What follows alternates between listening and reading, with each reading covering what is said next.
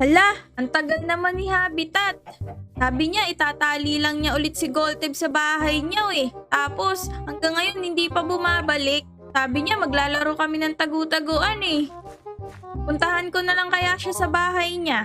Sige, pupuntahan ko na lang siya. La la la la la la la.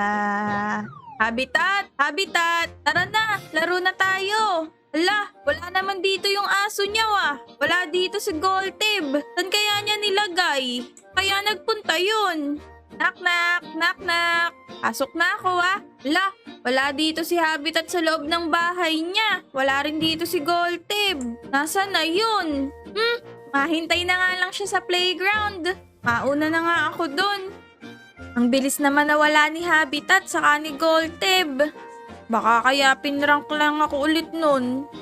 Wala naman siya dun sa bahay niyo eh. Wala din si Golteb.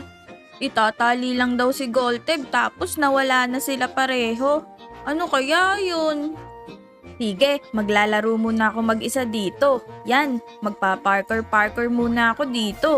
Yan. Oops! Oops!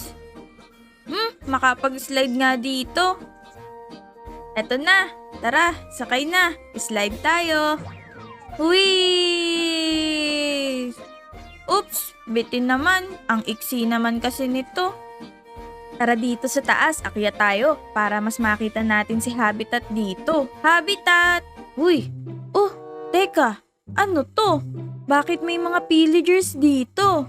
Baka kaya dito ikinulong si Habitat. Ikinulong siya dito ng mga pillagers sa prison. Oh no! Kailangan natin siyang iligtas. Tara, iligtas natin siya. Pero teka, paano ako papasok dito? Ang laki-laki ko. Ang liit nito. Paano kaya ako makakapasok sa loob ng prison na yan?